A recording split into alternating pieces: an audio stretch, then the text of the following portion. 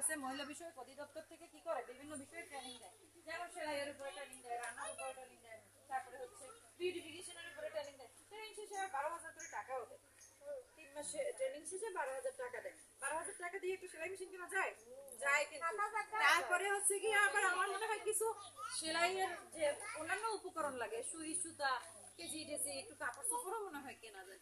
তাহলে আপনার যায় না, এস্টাবলিশ করা যায়। আপনি প্রাথমিক পর্যায়ে আপনার ঘরের বারান্দায় শুরু করেন, অসুবিধা কি? তাই না? আমি প্রাথমিক পর্যায়ে ঘরের বারান্দায় শুরু করলাম। আমার আশপাশে যেসব বাড়িগুলো আছে ওই বাড়ির কাপড় চোপড় দিয়েই সেলাই করা শুরু করলাম। আপনি যদি ভালো বানাইতে পারেন, আপনি যদি দোকানের থেকে 20 টাকা কম মজুরি নেন, ওনার তো দোকানে যাইতেও 20 টাকা লাগবে না?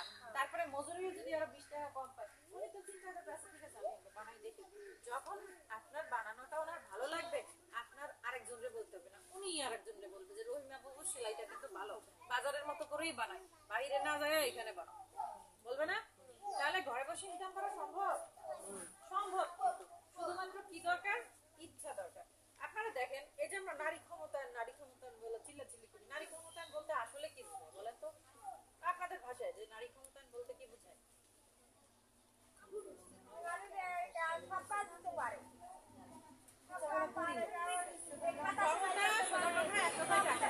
তাই তো, যে আমার কাছে আমার পকেটে যখন টাকা আছে তখন আমার মূল্যায়ন আছে, আমার পকেটে টাকা নাই আমার কোনো মূল্যায়ন নাই। ঠিক আছে, এখন হচ্ছে মনে করেন, এখানে মাইন্ড করেন, আমি একদম ইজিলি কথা বলতেছি, যারা আপনারা ইনকাম করেন না, ঠিক আছে, তাদের ফ্যামিলির ডিসিশন গুলো নেওয়ার সময় তাদের হাজবেন্ডরা জিজ্ঞাসা করে আপনাদের কাছে?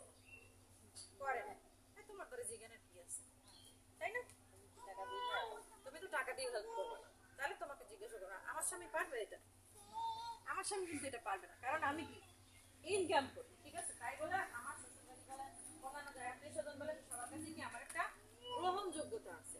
ঠিক আছে, তাহলে অর্থ একটা মাপকাঠি, সম্মানের মাপকাঠি বলেন, ক্ষমতায়নের মাপকাঠি বলেন, যাই বলেন।